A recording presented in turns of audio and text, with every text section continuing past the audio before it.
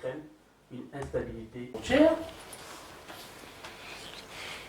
Associé à cela aussi des accidents ludiques chez les enfants qui s'amusent et un enfant peut tomber lors des jeux et se faire une luxation, bien que souvent là-bas on a des fractures d'écollement. Les luxations se produisent comment? D'abord par mécanisme direct, le plus souvent. Chute sur le moyen de l'épaule ou chute postérieure qui vont produire des luxations. Donc, on a montré la flèche pour montrer le contact direct. Mais il y a aussi le mécanisme indirect, qui est beaucoup retrouvé aussi, pourquoi pas. Des chutes, au lieu que ça soit au niveau de l'épaule, mais c'est la main. Un peu comme nous avons illustré, c'est la main qui reçoit. Mais par rapport au mécanisme de rotation qui va se produire au niveau de l'épaule avec une action, on peut observer la sortie de la tête de l'humérus hors de la cavité articulaire. Alors, on a voulu présenter juste les principales formes ou les principaux types. Alors, les luxations cliniquement, avant d'examiner le malade, il faut l'interroger, lui poser quelques questions. D'abord, on doit savoir cette attitude que nous avons représentée ici. Dommage, on a une image où on a une écharpe, mais logiquement, on n'a pas d'écharpe. Au fond, la région du gars de l'épaule, on va constater qu'il y a un creux, un peu comme ici. C'est ce qu'on appelle le lami, qui est un profil également, et ce qui permet même d'orienter la tête pour comprendre si c'est une luxation antérieure, une luxation postérieure. Une réduction par des manœuvres douces et progressives, avec ou sans anesthésie. Je vous assure, on peut réduire une luxation de l'épaule même sans anesthésie. Mais quand on se connaît très bien, l'idéal c'est de faire sous anesthésie parce que ça facilite les gestes. Et puis il faut immobiliser le malade pendant 3 semaines au minimum. On peut faire un maillot clinique ou un gilet d'épaule.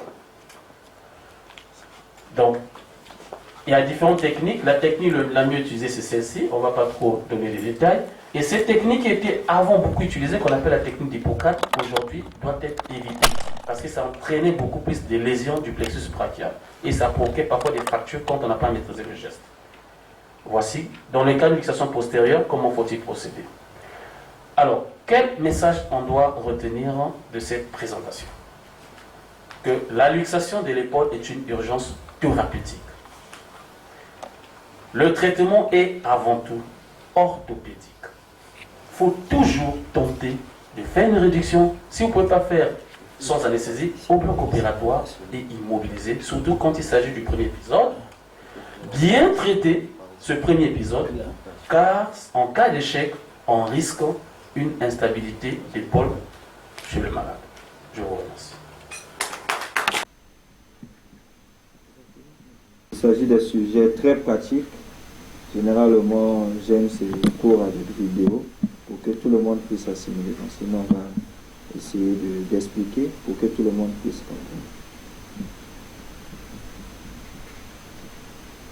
Nous allons, je vais parler du secours selon un plan suivant. En introduction, il faut savoir que les luxations du coude sont des lésions fréquentes. Il s'agit d'une perte de contact permanente des surfaces articulaires du coude. Et on note un polymorphisme anatomoclinique, c'est parce qu'au niveau du coude, on note 3 types d'articulations. La variété postérieure est la plus rencontrée. Il s'agit d'une urgence thérapeutique. La réduction faite dans les bonnes de lait va nous permettre d'éviter des complications.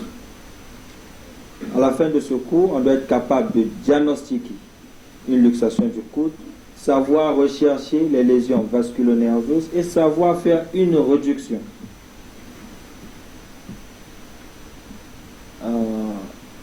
Pour bien comprendre ce cours, il faut comprendre ce que c'est que le coude. Le coude est une articulation synoviale, c'est-à-dire une articulation à grande mobilité, une articulation trochéenne qui relie l'avant-bras au bras.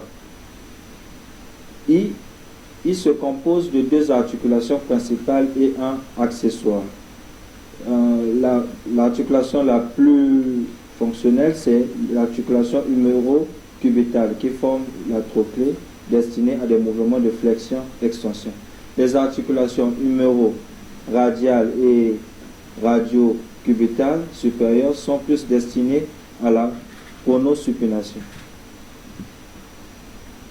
Les mouvements de flexion-extension sont plus rencontrés peuvent être purs, conjoints et se passent entre l'humérus et le bloc radio-cubital. La luxation postérieure est la plus fréquente. On existe également, on peut avoir également les luxations antérieures, les luxations externes, les luxations postéro-internes et des luxations divergentes où les trois articulations sont associées et la palette s'encastre entre le cubitus et le radius qui sont séparés. On note également les fractures luxation, les fractures transolécraniennes, les fractures de l'épitroclé ou de la tête radiale associées à des luxations. Conforme type de description, nous allons retenir les luxations postérieures, ce qui est la forme la plus fréquente rencontrée.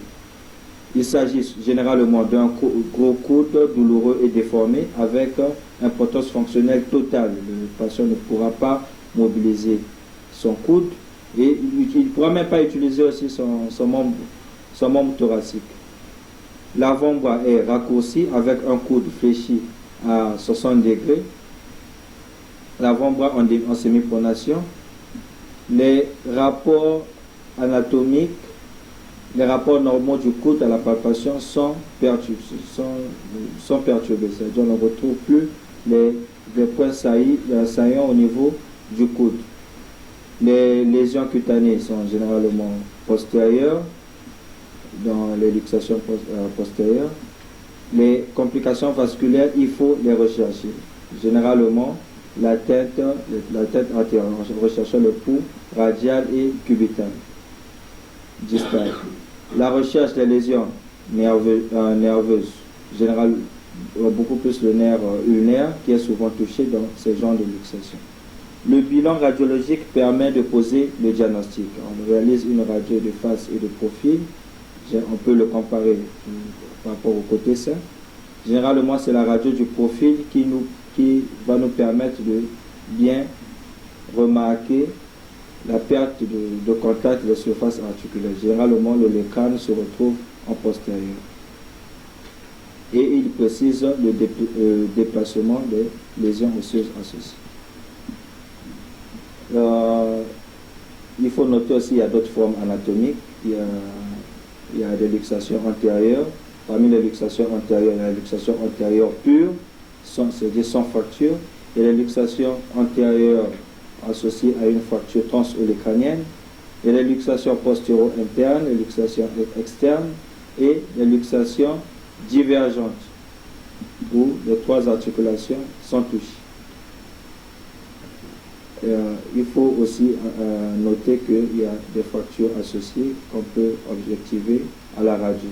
Généralement des arrachements osseux au niveau des insertions ligamentaires, au niveau de l'épicondyle latéral, le médial et le bec et les cannes.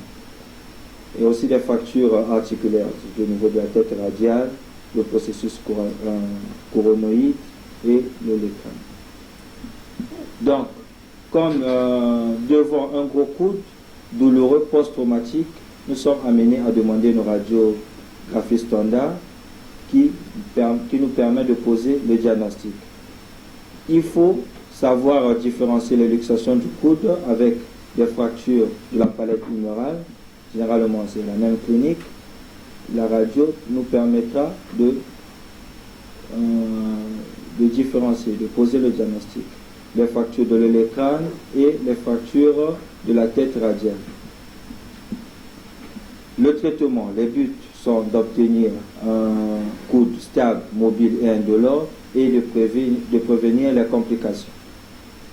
Il y a des moyens médicaux, généralement c'est l'antalgique ou anti-inflammatoire. On va plus insister sur la réduction orthopédique. C'est vraiment une urgence. Je pense que l'objectif vraiment de ce cours est de savoir comment prendre en charge une luxation du coude. On peut savoir poser le diagnostic, mais il faut savoir prendre en charge. La luxation du coude, je pense qu'à la fin, on doit peut-être avoir un consensus. Je sais que le docteur docteur Destin n'aimera pas qu'on laisse le personnel paramédical toucher à ces patients. Mais je pense que si tu es dans un coin reculé, tu ne vas pas, par exemple, tu es à Ifondo, tu ne vas pas laisser une luxation du coude traverser tout le Congo et venir au CHU de Brazzaville. C'est une urgence thérapeutique. Je pense que tu dois tenter une réduction. Parce que dans nos coins, souvent, on se reproduit facilement. Nous se retrouvons dans un cas d'instabilité. On tente après sédation, il n'y a pas de réduction. Ça arrive, ce sont des complications qui arrivent. Docteur Bilongo, oui. Merci, docteur. J'aimerais bien savoir, quand il y a des complications de genre neurologique, en cas de plexus, par exemple, brachial, est-ce qu'on va utiliser la thérapeutique ou qu'est-ce qu'on va faire comme La question elle est un peu générale, hein. On va apporter une réponse, mais pour une question pour Dr Mokoko, et puis on va y aller, c'est la dernière, oui. Typique qu'on appelle le chronal. Les luxations qu'on rencontre chez les diabétiques, c'est les luxations qui sont dites dans un arbre, donc, ils ont, c'est-à-dire comme une dépression. Une dépression, on dit coup de hache externe parce que ça se voit en externe. J'espère que je me fais comprendre. Et le bras, généralement, est en abduction. Et là, on voit qu'il est en attitude de diastole. L'attitude est traumatisée dans son articulation en face de la glène scapulaire. Qu'est-ce qu'on fait? Il y a la technique la plus utilisée, c'est la technique, on nous a interdit d'utiliser la technique d'Hippocrate. Moi j'ai connu ça. Généralement le patient est alité, on pose comment on appelle, son pied dans le creux axillaire et on tire dans tous les sens. Hein? Généralement on tire dans tous les sens avec la force, le patient est en train de chercher à fuir et toi tu tires. Généralement ça entraînait des lésions, après le patient revenait, ça réduisait bien sûr la fracture, mais le patient revenait avec des lésions nerveuses. Le plexus brachial était touché. Maintenant, ce patient, généralement il ne faut pas sauter sur comment on appelle, les lésions vasculo-nerveuses. Il faut d'abord chercher à réduire. Après, il faut s'assurer. Généralement, le patient a mal, tu vas chercher à voir s'il n'y a pas de sensibilité du moellon de l'épaule pour chercher la tête du nerf axillaire.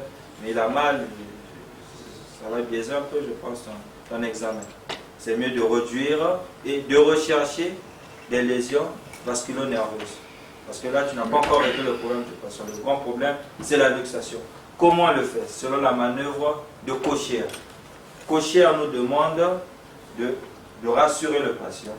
Donc je vais demander à mon patient de lâcher sa main. Donc là, c'est moi qui soutiens maintenant sa main. Donc là, je lui demande s'il a mal. La façon dont j'ai tenu, est-ce que tu as mal, monsieur Ismaël? Tu as un peu mal. D'accord. Donc, aujourd'hui, je vais réaliser une réduction de ta luxation d'épaule. Tu auras un peu mal pendant un moment. Lorsque je vais tirer, tu n'auras plus mal. Maintenant, cette technique nous demande de faire quoi? Nous demande de tracter, faire une rotation externe, comment on appelle? Rotation interne, puis adduction, puis rotation interne. Donc, pour comment on appelle, expliquer mieux, il faut d'abord connaître les mouvements. Quand on parle de adduction, ça veut dire le bras s'éloigne du corps. Adduction, le bras se rapproche du corps. Traction, donc on doit tirer le membre dans l'axe. On doit tirer le membre dans l'axe. Rotation interne, généralement le coude, et rotation externe, le coude est à 90 degrés. Là, c'est la rotation externe. Et là, c'est la rotation interne. Donc, Kochia nous demande de faire quoi? De faire une traction, rotation externe. Pourquoi la rotation externe? Pour des luxations antérieures. Quand la tête humérale sort de la glène, il vient s'accrocher. Donc, il vient trouver une nouvelle maison. C'est comme la hernie. Donc, comment on appelle? Une cavité anormalement formée. Donc, chez nous aussi en traumato, on peut dire ça. Donc, il a créé comme une cavité qui est anormalement formée. C'est au niveau antérieur. Et sur le bord postérieur de la tête humérale vient, comment on appelle, s'accrocher avec le bord antérieur de la glène. Donc, quand on fait la traction, c'est pour relâcher un peu cette capsule. Parce que quand il y a, comment on appelle, quand il y a luxation, il y a douleur, le muscle se contracte. Et la capsule aussi se rétrécit. Donc, généralement, il faut tirer pour essayer d'ouvrir cet espace, que ça soit un peu grand. On sait que c'est élastique quand c'est récent. Quand c'est ancien, ça devient difficile. Donc, on tire et on fait une rotation externe. Pourquoi on fait une rotation externe? Pour décoapter cette tête qui est accrochée à la glène. Donc, quand la tête sort, toi tu as tiré, généralement, tu peux sentir déjà un déclic, tu sens que quac, tu n'as même pas besoin de faire comment on appelle, l'adduction, puis la rotation interne. Généralement, tu tractes dans l'axe, le patient est assis, il faut le rassurer, il est assis. Là, tu ne peux pas lui faire la sédation parce qu'il est assis. Tu tractes, tu fais, là, oh, je sens, tu as craquement.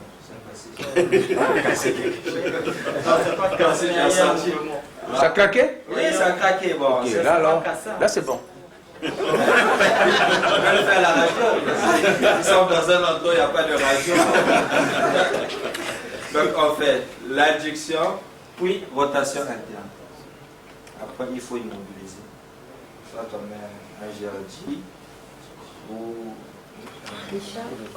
on met une écharpe, un bras comme un coup de corps et plusieurs personnes. Il faut garder le bras comme ça, 24 heures. Il garde combien la durée? La durée, généralement, c'est 21 jours. Vous avez entendu? Ne baissez pas le bras. Non, mais on va lui acheter soit une écharpe en pharmacie, ou bien on fait avec les bastos. Il y a possibilité que cela soit fait sous sédation également.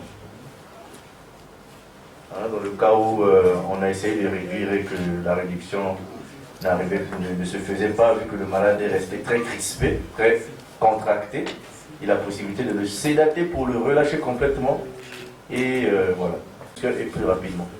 Voilà, je pense que M. Engambe avait une question. Il faut s'assurer qu'il n'y a pas de lésion osseuse associée avant de tenter une réduction. Il faut s'assurer. Il faut d'abord réaliser une radiographie, étudier le sens du déplacement. Parce que la réduction, comme dans les fractures, se fait dans le sens contraire du déplacement. S'il y a un recul postérieur, ça veut dire que dans la réduction, le geste va être d'amener l'avant-bras en avant. Parce qu'il y aura raccourcissement de l'avant-bras. On vous a dit ça. Ok? C'est une urgence traumatologique. Et la réduction doit se faire sous anesthésie générale, sinon sédation, mais aussi on peut tenter à vif. Il y a deux positions à prendre. C'est pour dire, avant de réduire, il faut connaître le type de luxation. Puisque quand il y a la luxation associée à la fracture, on peut prendre une décision chirurgicale. Quand il y a des formes divergentes, ça va être difficile de réduire par manœuvre externe ou des formes croisées. Voilà pourquoi le diagnostic radiologique est important et capital. Une fois le diagnostic est posé, on va passer à la réduction, qui doit se faire, je vous ai dit, sous anesthésie, soit générale, puisque c'est le membre thoracique, ou en utilisant la sédation. Aussi à vif, c'est possible. L'installation du patient. S'il est en position assise, là c'est quand le patient, la réduction se fait à vif. Sous anesthésie, je pense que vous n'allez pas le garder debout ou bien en position assise. Il va être couché. Ok? Alors, en position assise, on va prendre la forme la plus fréquente, qui est la forme postéro-latérale. C'est-à-dire, il y a un recul postérieur et une composante latérale. Dans tous les cas, prenons la forme postérieure. Ça veut dire quoi? Quand les deux surfaces articulaires ne sont plus en place, l'avant-bras recule et la surface articulaire de l'olécrâne se retrouve en arrière. Si vous connaissez l'anatomie, il faut savoir que en avant, il y a l'apophyse coronoïde qui va buter en arrière de la partie distale de l'humérus. Ça bute, ça veut dire qu'il y a un recul et une petite ascension. Recul et ascension. Et l'apophyse s'accroche en arrière. S'accroche en arrière, ça veut dire qu'il y a recul et petite ascension. Ça veut dire la réduction, dans le sens contraire, c'est faire descendre et avancer en avant. Vous comprenez? Alors, sous anesthésie, il y a deux opérateurs. Un va exercer un contre-appui au niveau du bras. Entre-temps, l'autre va tracter de façon douce l'avant-bras en gardant le coude à 90 degrés, pas d'extension, tracter vers le bas l'avant-bras. Celui qui exerce le contre-appui au niveau du bras va appliquer une pression au niveau de l'olécrâne pour abaisser l'olécrâne. Donc, on tracte et à un moment donné, on va fléchir le coude. Le malade va ressentir un déclic. Ça veut dire qu'on a réalisé là une réduction. À la fin, il faut immobiliser le membre thoracique en position de fonction. C'est-à-dire mettre une attelle BABP en gardant le coude en position de fonction. Alors, l'autre technique, si c'est sous anesthésie générale, on va installer le patient sur la table opératoire en décubitus ventral. Ventral, c'est-à-dire à plat ventre. Le coude est posé au niveau du bord de la table. Le premier opérateur va toujours garder un appui au niveau de l'avant-bras. Je pense que vous comprenez. Garder, bloquer l'avant-bras et on va faire descendre toujours en gardant la flexion à 90 degrés, en réalisant le même geste. Faire descendre l'olécrâne et créer la flexion. Il y aura un déclic qui signe la réduction. Et enfin, immobiliser le membre en position de fonction. Voilà à peu près la technique de réduction, luxation du coude. Mais avant tout, il faut vraiment définir exactement le type de la luxation et avoir les images radiologiques avant d'aller réduire. Merci. Sachant que le paiement c'est un os externe, donc nous avons un déplacement déjà latéral. N'est-ce pas? Le péroné c'est un os externe. Vers le devant c'est latéral, à l'intérieur c'est médial. Milieu, c'est rapproche du milieu. Donc là nous avons déjà un déplacement qui est 2. Qu'est-ce que nous avons ici? Qu'est-ce que nous avons comme exemple de choses? Une fracture. Oui, fracture. Fracture de quoi? C'est ça en fait ce que je veux savoir. Nous avons une image de la cheville. Là, nous avons une incidence face. Face, incidence face. Et là, nous avons une incidence de profil. Qu'est-ce que vous remarquez ici? Fracture, luxation. Fracture, luxation de la cheville. Oui, décrivez-moi la fracture. C'est quel type de fracture?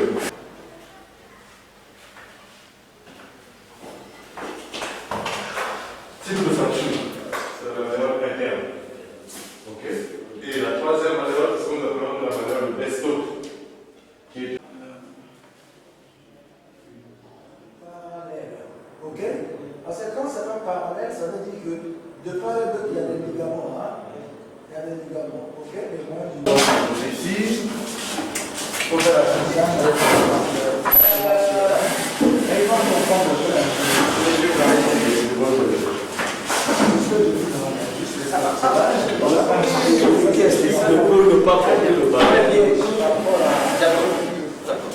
Non, la première question c'est que est-ce qu'on est d'accord qu'il y a un trait de fracture à ce niveau?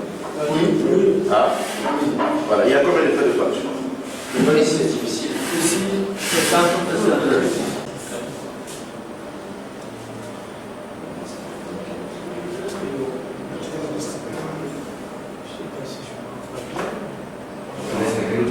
Il ne voit pas bien. Vous pouvez montrer la cheville normale. La cheville normale. Mais c'est un peu de regarder par rapport à cette cheville-là.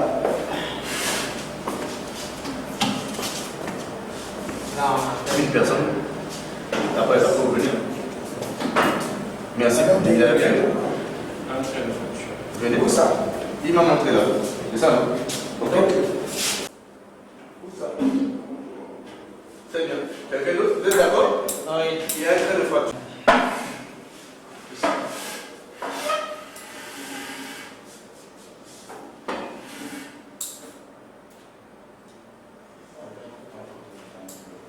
D'accord. Bon, c'est un piège, hein? Quelqu'un a vu le piège? Ça doit être un enfant. Ça doit être 4 ans de Il s'agit peut-être d'une entorse. Il a peut-être vécu les mêmes mécanismes qu'on a eu à voir tout à l'heure, hier, mais sans lésion osseuse, sans décollement épiphysaire, parce qu'il peut arriver que ça se décolle à ce niveau-là.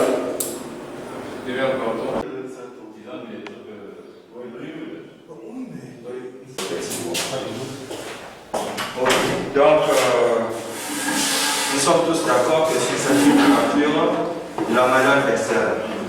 Bon, qui peut nous parler de cette fracture? On a fait. On a une fracture. C'est toujours possible, hein, mais il faut être aidé.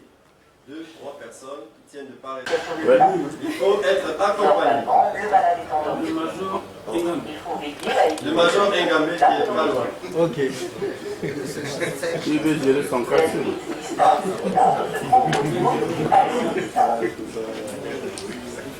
Le meilleur repère pour son dent supérieur est le V deltoïdien. Voilà, il y a des repères. Un peu Une le trop grande flexion du coude risque d'entraîner une compression de l'artère lumérale, alors qu'une extension risque d'entraîner une perte de réduction. voilà. Pas trop plié, pas comme ça. Ok? Parce qu'il y a un risque de compression. Pas non plus comme ça, pas trop ouvert. Parce que là, la stabilisation ne va plus se faire. Ok, ça sera un appareil qui ne soutient pas. Parce que le but, c'est de soutenir, hein, de faire la contention. Et là, la contention ne pourra pas se faire parce que déjà, dans cette posture, le membre aura tendance à glisser. L'appareil aura tendance à glisser. Voilà ce qu'on ne veut pas. L'aide va tenir les doigts pendant la mise en place du jersey. Voilà. Ici, le jersey a été coupé par avance à la bonne longueur, qui doit être supérieure à celle du plâtre. Le jersey, vous le coupez toujours plus long. Ok, c'est pas net-net. C'est le plâtre qui doit être net-net. Le jersey, toujours plus lent.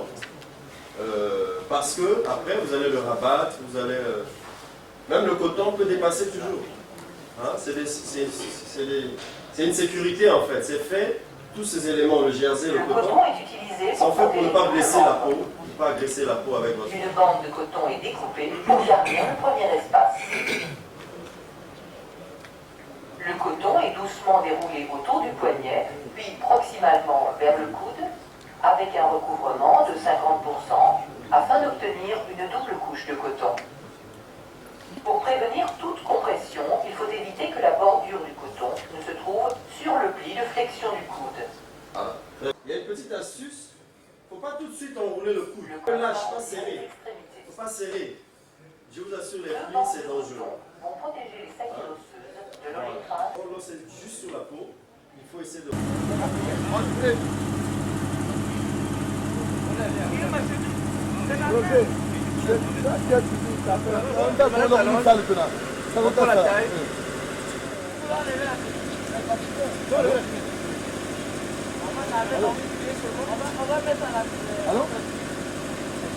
Quel est comment on va partir? Faites vite, les femmes sont là. Ça pousse comme ça. Bon, s'il n'y a pas de perte, vous faites bien le faire. C'est clair. Ah, les bonnes là. Bonne belle peau. Il n'y a pas de bonne belle peau. On l'attache, on l'attache, on l'attache. Regardez ce qu'ils sont. Voilà. Quand tu vas se réveiller, ça va être parfait. Ton ciseau, ton ciseau. Oui, je sais, tu n'as plus besoin de ça. Viens ça droit. Voilà, c'est comme ça. Non, comme ça va tourner. Il faut que ça soit. Ça va rester comme ça. On y va les amis, on y va les amis. C'est une seule personne qui travaille. Si on parle trop, si on va réussir. Si on parle trop, si on parle.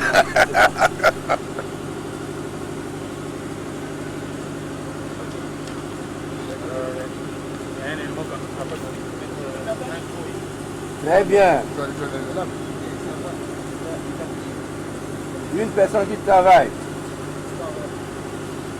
Attends, qu'est-ce que tu fais? Vous avez vu? Voilà.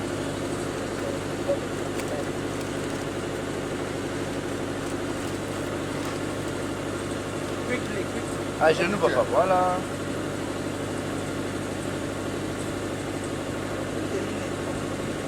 C'est bon d'avoir des effets par...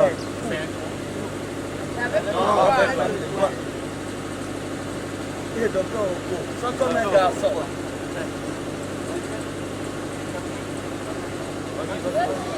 Chez les blancs, on ne coupe pas, on coupe.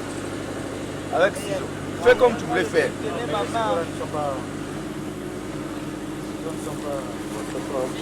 On met 3. Oui. On met 3 bandes. 2, ça va, hein? Bon, bon. 2 pourquoi? Pour bander. Ouais, ouais. 2, bon, ça va, ok. Bon, s'il y a besoin, vous dites.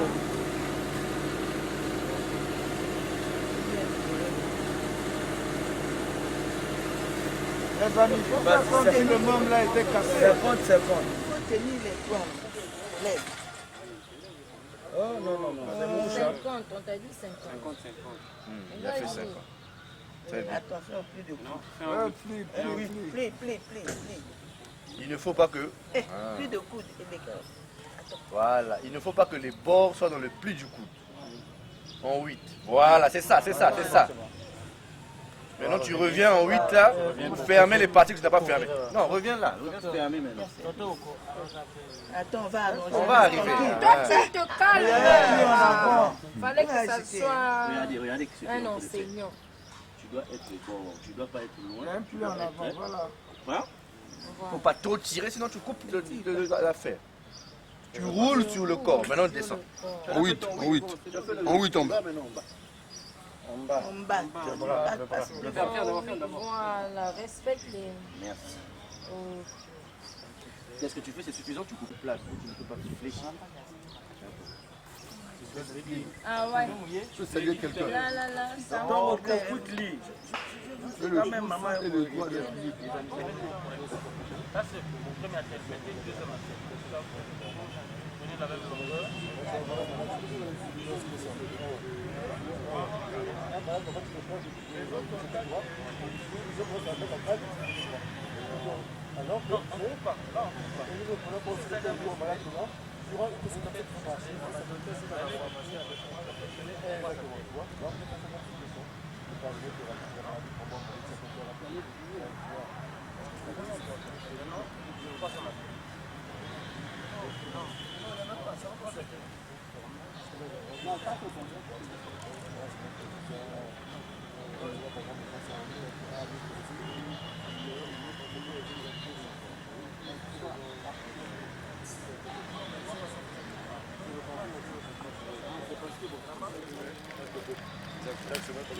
Même les vidéos, on met là, à l'issue de l'échange avec la plateforme. Non, c'est soit après 3-6 mois au même niveau. C'est ça le but. Comment on ne peut pas éviter tout le monde? On ventile. La mission que nous avons reçue, c'est de CDR. On ventile. On va avoir un plus fermé comme ça. Un peu fermé, hermétique.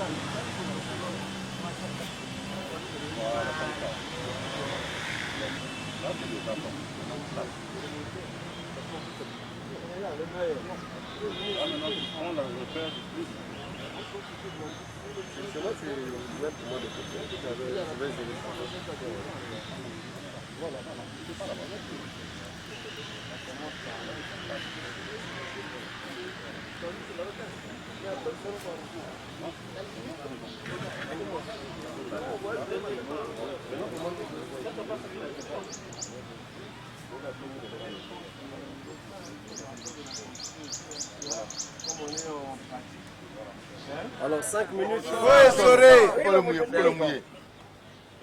Vas-y.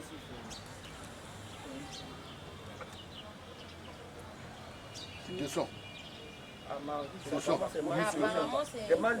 comme ça. Descends, en bas. En bas. Vas-y. En bas. Faut poser. Si on a 0, c'est à cause de toi. Pose quand même.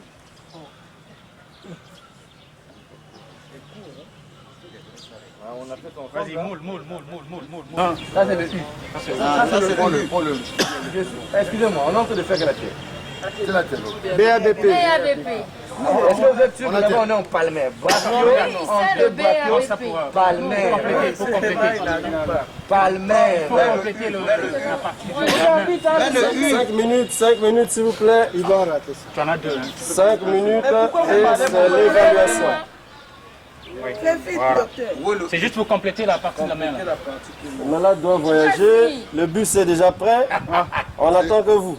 Le temps de faire. Faut essorer tout. Le temps de faire les formalités. Voilà, non.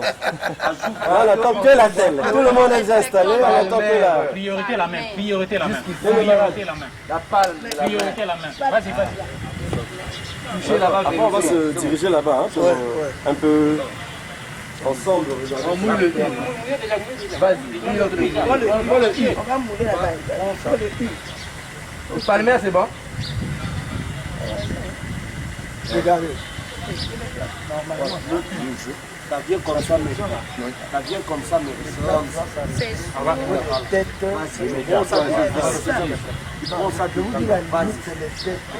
Mardi, il faut les deux. Il faut les deux. Il faut les gardiens. Voilà, en bas. Voilà, vas-y. Il a plus grand là-bas. Il faut mouler rapidement. Rapidement, faites monter. Faites monter. Attention, il ne faut pas fermer.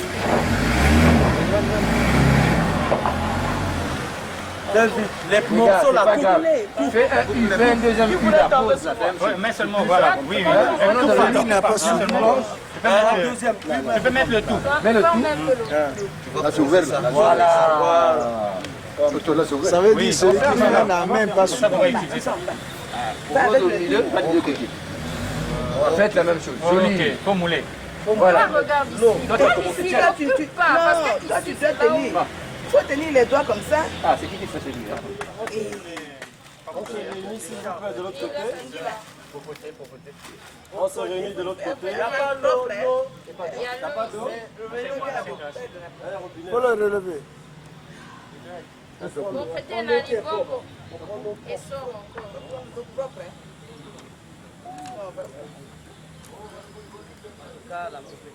Mais ça ne sert à rien de serrer. Hein. Votre truc là, ça va arriver. Toi, maintenant, relâche ton... Comment tu te sens? 90 degrés. Voilà, les 90. Professeur, c'est pas ça. Non, c'est l'anesthésie qui lui fait parler. Allez, on le redresse. Allez, debout. Allez, debout. Et la Kéta. Là, on ne peut plus te porter au dos. C'est la Kéta. Il faut bien nettoyer.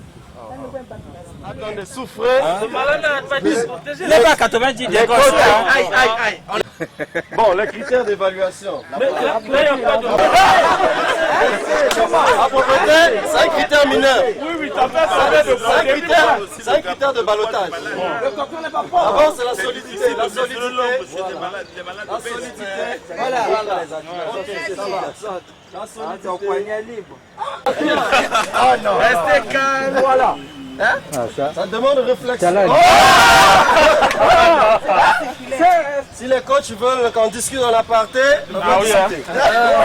C'est le critère aussi de récupération. Normalement, ce qu'on veut faire passer comme message, quand on fait un soin, c'est le malade. Il va aller chez lui. On a dit que le malade va être déplacé.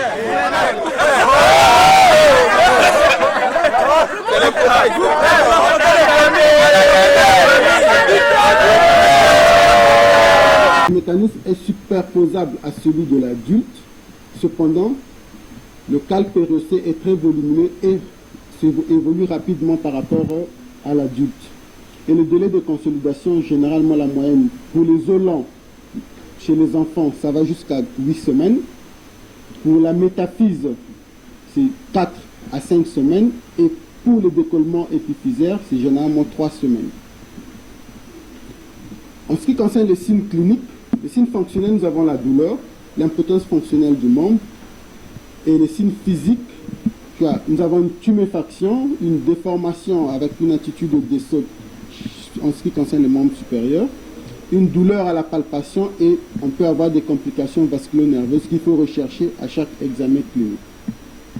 Après votre examen clinique, vous allez demander des radiographies, les incidences habituelles, donc l'incidence de face et de profil. On peut être amené à demander des radiographies comparatives lorsqu'on a un doute, mais ce n'est pas obligatoire. Et on peut également être amené à demander des scanners. Après votre radiographie, vous avez des résultats de radiographie et vous avez les lésions. Les fractures, on peut avoir des fractures communes d'avoir une courbure des deux os de l'avant-bras. Par contre, sur le côté opposé, les os sont très bien alignés. Là, ici, l'importance de la radio comparative vous permet de bien analyser vos éléments. On peut avoir une fracture en bois vert, donc c'est une fracture unicorticale, une seule corticale qui est fracturée, et une fracture en chevet, vous avez l'impression d'avoir un fil de chevet sur la fracture, sur le foyer, sur l'os. Ça, ce sont les fractures diaphysaires. On peut avoir des fractures épiphysaires. Et sur les fractures épiphysaires, c'est là où nous avons la classification de Salter et Harris, qui classe ces fractures en 5 stades, en 5 types. Le type 1, c'est un décollement pur. Donc, le déplacement se fait simplement au niveau du cartilage. Et les illustrations radiographiques que nous avons ici, un décollement au niveau de la malléole externe, ici au niveau de l'épiphyse proximale du tibia. Ici, nous avons un décollement au niveau de l'épaule, un décollement de type 1, tout simplement. Le type 2, c'est une fracture métaphysaire. Le trait est métaphysaire, que nous voyons là, et les illustrations sont là. Ici, nous avons un métaphysaire au niveau du tibia distal. Ici, le type 2 au niveau de la métaphyse distale du fémur. Le type 3, pardon, ici nous avons une association. On peut avoir une association du type 2, du type 3, du type 1 ou du type 2 en fonction du traumatisme. Le type 3, c'est une fracture, le trait est épiphysaire. Et ce que nous voyons ici, là, le cartilage de croissance est là, et le trait épiphysaire au niveau de la malléole interne ici, et également là nous voyons le trait épiphysaire. Le type 4, c'est un trait qui part de la métaphyse jusqu'à l'épiphyse. Donc c'est une fracture métaphyso-épiphysaire. Donc qui traverse le cartilage de conjugaison. L'illustration radiographique est là. Donc le trait part d'ici jusqu'à la métaphyse, jusqu'à l'épiphyse. Il y a certaines fractures qui peuvent être là, par exemple la fracture triplane, c'est une fracture qui est également... En ce qui concerne la diaphyse humérale, on fait généralement un plâtre pendant. Pour les fractures supracondyliennes, on fait une réduction et une immobilisation, soit on fait un bloop, cette image ici, soit on fait un BABP ou un embrochage si la fracture est très déplacée. Pour les fractures diaphysaires de 2 os de l'avant-bras, la réduction par manœuvre externe, un BABP entre 2 à 3 mois, l'embrochage si on a un échec. Pour les fractures de quart distal de l'avant-bras, on peut faire une réduction sous scopie plutôt, et un plâtre BABP pendant 6 semaines. Ici, nous illustrons une fracture de 2 os de l'avant-bras avec la manœuvre de réduction. Ça, c'est avant. Après la réduction, on fait une petite pression pour réaligner les os. Et ça, le contrôle après la radiographie, après la réduction. En ce qui concerne la diaphyse fémorale, pour les enfants de moins de 8 ans... Docteur Kisanga, une minute. Oui. Pour les enfants de moins de 8 ans, on fait généralement une traction suspension pendant 3 semaines, suivi d'un plâtre pelvipédieux, ou on peut faire d'emblée un plâtre pelvipédieux. Pour les enfants de plus de 8 ans, on fait généralement un traitement chirurgical. Qu'est-ce que nous pouvons retenir? Il faut savoir que l'enfant a un... va être engagé le pronostic vital. Et ce pronostic vital va être engagé soit par le biais d'une insuffisance circulatoire, soit par le biais d'une insuffisance respiratoire. Ce sont les mots. Comment allons-nous reconnaître une insuffisance circulatoire? Essentiellement par la tension artérielle, la fréquence cardiaque et la coloration. J'attire quand même l'attention de séminaristes que si vous avez un polytraumatisé qui a une tension apparemment normale, avec une fréquence cardiaque, disons, à 120, et le malade est pâle, il faut savoir que ça, c'est un polytraumatisé parce que c'est une tension de compensation. Donc, nous savons que la tension artérielle correspond au volume d'éjection systolique multiplié par la fréquence et multiplié par les résistances périphériques. Donc, cette tension est due au fait que la fréquence cardiaque est élevée. Ensuite, s'agissant de l'insuffisance respiratoire, nous avons les plaintes de la part du patient, mais nous pouvons également évaluer la saturation du malade. Nous pouvons également constater que le malade est dyspnéique et qu'on peut également constater une augmentation de la fréquence respiratoire, une diminution de la fréquence respiratoire. Le deuxième point n'est pas un polytraumatisé.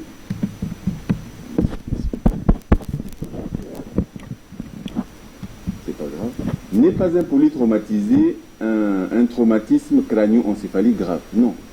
Dans le TCE, il y a un seul traumatisme et qu'il n'y en a pas deux. Donc ce patient ne pourra pas être appelé un polytraumatisé. Le deuxième point, une rupture traumatique de rate avec trouble hémodynamique n'est pas également un polytraumatisé parce que ce sont des lésions isolées. Ensuite, la compression médulaire cervicale traumatique isolée n'est pas un polytraumatisme. Donc, je tiens également à insister que le polytraumatisé est un blessé polydisciplinaire, au centre duquel se trouve l'anesthésiste réanimateur. Donc, la prise en charge ou l'algorithme de prise en charge d'un polytraumatisé, c'est une prise en charge multidisciplinaire. Une seule personne ou une seule spécialité ne peut pas s'occuper d'un polytraumatisé.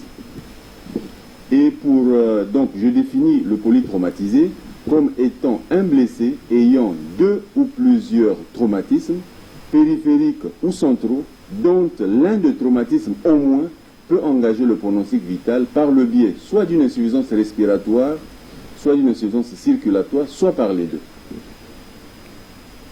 Donc, il y a quand même pour la compréhension de ce dossier des prérequis.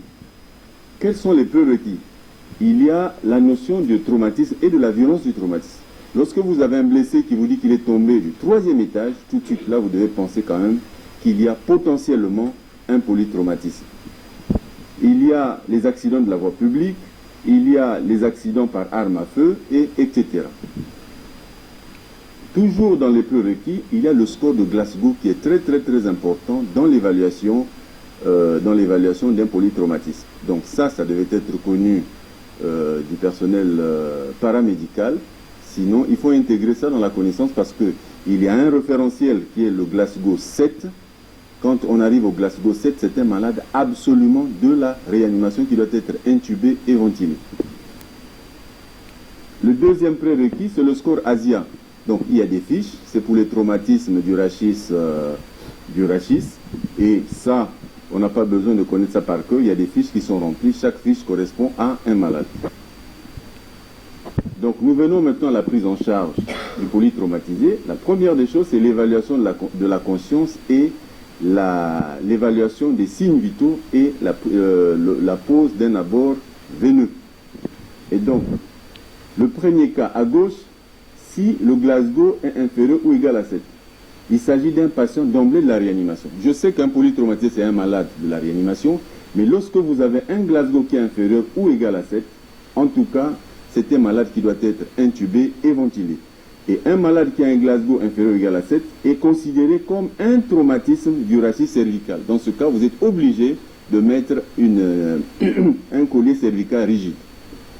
Si vous avez un Glasgow supérieur à 7, c'est un malade que vous pouvez gérer aux urgences. Deuxièmement, donc après ce stade, vous arrivez au bilan lésionnel. C'est un bilan lésionnel clinique. Donc, à ce stade où nous sommes, le malade n'est pas allé en radiologie. Le malade est aux urgences. Nous avons posé un abord veineux. Nous avons évalué le stade de Glasgow. Après, nous procédons à un examen clinique qui va nous permettre de différencier le type de lésion clinique. Donc, on pourra avoir des lésions de la tête, on pourra avoir des lésions du rachis, surtout le rachis cervical, parce que c'est un rachis qui est mobile et qui est exposé à beaucoup de traumatismes. On peut avoir des lésions du thorax, des lésions de l'abdomen, des lésions du bassin ou des lésions des membres. Et à ce stade, en fonction des résultats de notre examen clinique, nous allons poser des attelles, soit un collier rigide pour le rachis cervical, soit des attelles pour les membres.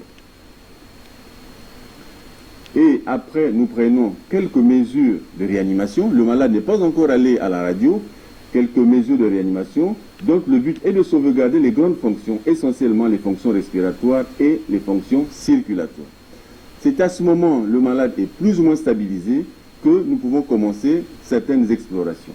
Donc, le bilan ou l'exploration, sur le plan sanguin, il faut commencer par une numération, un groupe sanguin, une glycémie, une créate, une iono, un ECG, et puis les examens de coagulation. nous avons des examens morphologiques, c'est la radio du rachis, que ce soit le rachis cervical, le rachis dorsal, le rachis lombaire. Nous avons la radio du thorax, la radio des membres, la radio de bassin et une échographie abdominale. Ailleurs, au lieu de faire tous ces examens, on fait un body scan avec injection. Donc un scan qui va de la tête aux pieds et on analyse tout de suite. Là, on a un bilan lésionnel beaucoup plus crédible. Ensuite, vous avez les résultats de vos examens. Vous refaites un autre examen clinique qui sera orienté en fonction des résultats que vous avez obtenus. Et au terme de cet examen clinique, en fonction des résultats que vous avez obtenus, vous allez procéder à des autres examens complémentaires. Enfin, vous avez la prise en charge des lésions en première intention. Donc, ce sont des lésions telles que la compression médulaire, des lésions très hémorragiques, notamment les hémorragies internes, l'hémothorax, le pneumothorax, etc. Nous faisons juste le rappel, le petit rappel. La guérison osseuse demande une immobilisation de la fracture. Là, comme en généralité, nous avons les différents types de plates. Nous avons le biplatrix dont nous avons entendu parler hier. Nous avons le plate synthétique ou plate en résine. Les principales indications, c'est-à-dire dans les fractures fermées, ça a été également dit hier. Dans les fractures fermées stables, dans les inflammations des muscles, des tendons. Les avantages là, nous avons les avantages du plâtre. C'est un traitement orthopédique qui est moins cher que le traitement chirurgical. Tout simplement au coût et aux différents accessoires que nous utilisons pour la confection de notre plâtre. Nous avons comme avantage également, nous avons l'absence d'ouverture du foyer de fracture. L'avantage que nous avons, c'est la conservation de l'hématome fracturaire qui facilite la consolidation. Et nous avons l'absence du risque infectieux. Nous avons, sur le plan esthétique, nous n'avons pas de cicatrices. Comme inconvénient, quand nous prenons par exemple une articulation de la jambe, si nous devons faire par exemple un traitement orthopédique pour la jambe, le segment jambier, nous sommes obligés d'immobiliser les articulations souples et sous-jacentes, à savoir la cheville et le genou. Nous avons un déplacement secondaire sous plâtre, tout simplement dû au 3e ou 4e à la fente des œdèmes.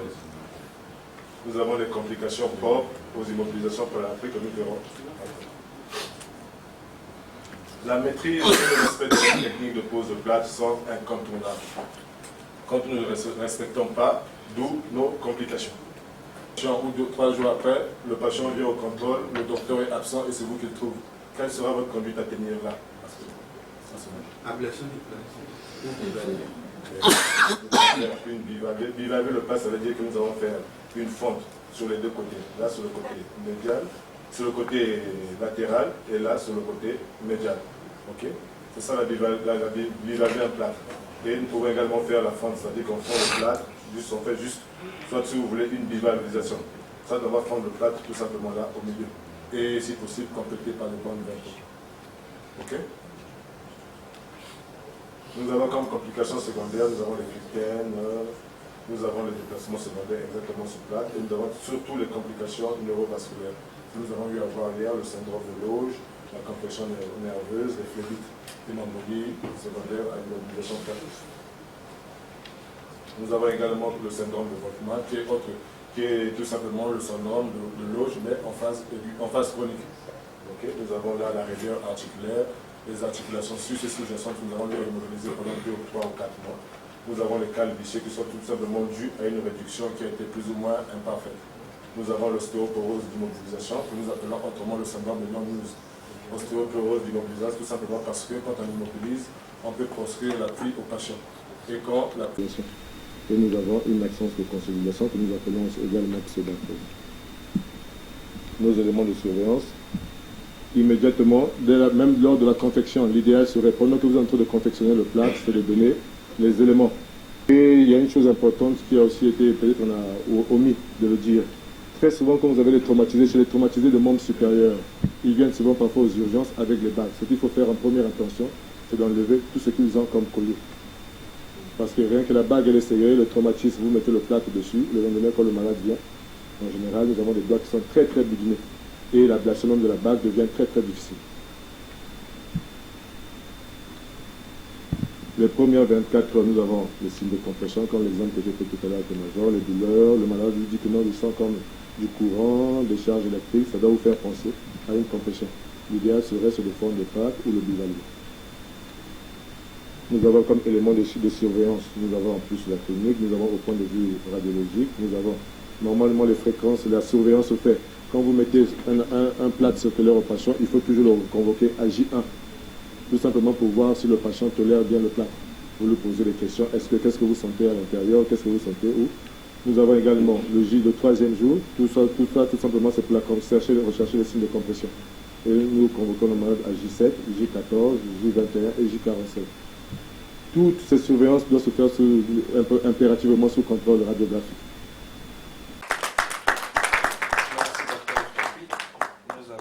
Alliance, mesdames et messieurs les séminaristes, au terme de ce séminaire de formation sur les principes du traitement non opératoire des fractures, des membres les plus courantes, organisé par l'AO Alliance du 6 au 8 juillet 2021 en République du Congo, permettez-moi de réitérer mes remerciements respectivement au directeur régional Afrique AO Alliance, au coordonnateur Afrique francophone AO Alliance, au président de la Société congolaise de chirurgie, au responsable national de l'enseignement AO Alliance Congo et aux enseignants nationaux qui ont bien voulu partager leur expérience avec les participants. Durant ces 3 jours, 8 modules d'enseignement ont été abordés et 9 exercices pratiques ont été réalisés.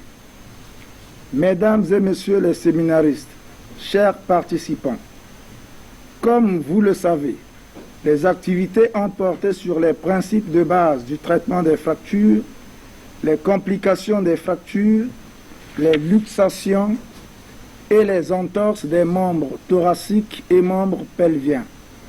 Le tout accompagné par des travaux pratiques.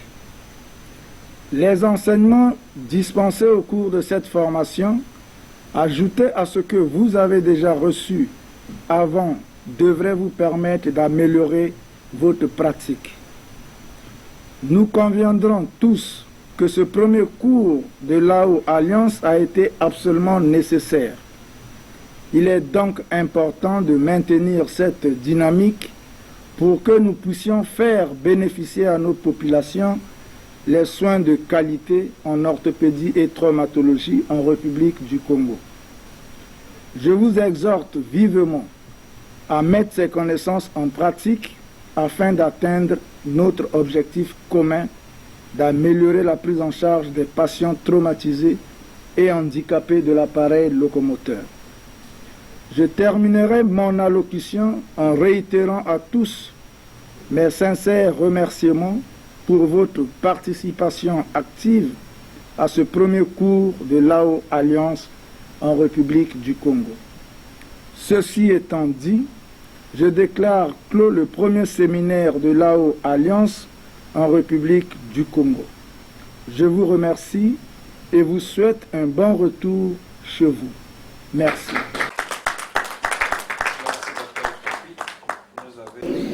Je m'appelle Madame Goncio, née Nyama Véronique, assistante sanitaire généraliste en service de chirurgie.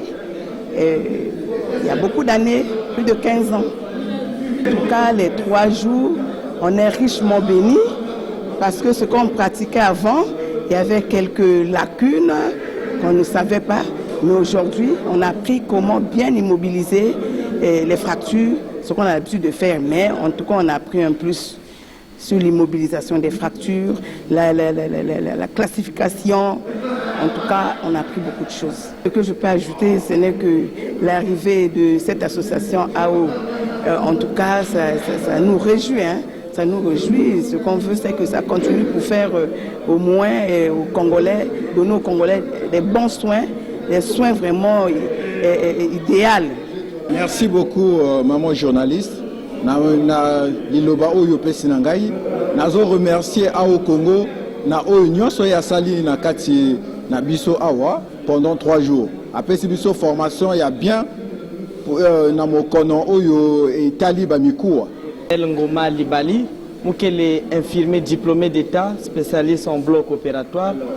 En tout cas, matondo mingi betke na kufutula na association au alliance. Samuti ba bimi antama imbe twandi sala na kati ya bwala ya beto ya Congo. En tout cas, ba meku nata ba bima ya malmalu samna ku actualiser na kuzona na beto ke ba bima ya antama imbe twandi sala yake dia kave en fait ntalu mais beto fanda kusala ba mambu ya malmalu na ya amekunata na beto awa na Congo. En tout cas ba fracture ba mekulongisa beto ba manière mingi ya kusala mutinda kuposer ba atel kusala ya ba plate et puis kuza ba manière ya kuyamba malade tanga ya kupiza na l'hôpital si épaule qui est fracturée si cuisse qui est fracturée ba bimke mingi ina ya mekunata na beto na Congo. Oui, merci madame. Oui, durant 3 jours, comme vous l'avez dit, nous avons eu des travaux. Les participants étaient les médecins généralistes, les médecins en formation, mais aussi les personnels de santé, personnel de bloc opératoire. Et durant 3 jours, selon le thème choisi, nous avons abordé le traitement non opératoire, donc par des moyens non opératoires, parce qu'on se dit souvent, quand quelqu'un a une fracture, il faut absolument aller opérer. Non, on a abordé tous les moyens non opératoires pour traiter les fractures. Parce qu'on le sait, en Afrique, il y a eu des études récentes qui ont démontré que plus de 40% de décès et de handicaps étaient dus à des fractures. Vous voyez, 40% c'est beaucoup. Si dans un hôpital, vous avez reçu 10 patients, au moins 4, sinon 5, ce sont des fracturés et parfois qui décèdent ou bien qui ont un handicap irréversible. C'est pour ça que le thème choisi se devait de relever cette pertinence et d'essayer donc d'aborder au mieux les grands contours des traumatismes par fracture. C'est un premier séminaire, ce n'est pas le dernier. Avec AO Alliance, qui est cette association suisse destinée, si vous voulez, aux pays à faible revenu en Afrique subsaharienne et en Asie. C'est une grosse association qui réalise des activités de formation, qui octroie des bourses pour former des professionnels de santé d'abord, mais aussi pour organiser des soins dans nos populations, dans les localités les plus reculées. Alors, avec AO Alliance, notre association AO Congo s'est engagée à faire chaque année un cours, ce ne sera pas toujours à Brazzaville, un cours dans une des localités du Congo. Donc nous réfléchissons à la prochaine localité. Il y aura une réunion préparatoire en fin d'année. Mais sinon, chaque année, je peux assurer qu'il y aura une séance, un séminaire pour le traitement des fractures. Alors pendant les travaux, il y a eu des enseignements théoriques. Ce n'était pas juste de refaire des cours et tout, mais c'était d'insister sur ce qui était essentiel. Lorsque nous prenons en charge certains patients, vous savez, il y a beaucoup de choses qu'on doit se dire, mais qu'est-ce qu'il faut retenir sur ces principales affections? Je vous prends un exemple, les fractures ouvertes.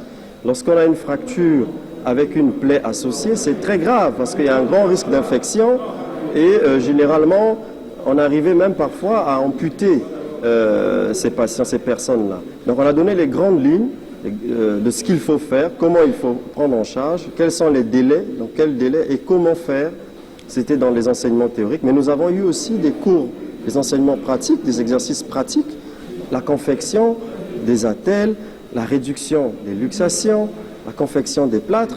Vous voyez, des fois, le problème que nous avons lorsque nous recevons les patients venant des localités, c'est que parfois ils viennent sans moyen de contention, c'est-à-dire que le membre est fracturé, il voyage dans la douleur. Donc il faudrait que dans ces localités, qu'on puisse faire déjà un premier traitement, un premier nettoyage, un premier traitement, une bonne attelle en bonne et due forme. Et pour nous, on dit toujours que c'est le premier traitement qui compte. Quand le premier traitement est raté, c'est là que les complications s'installent. Merci madame.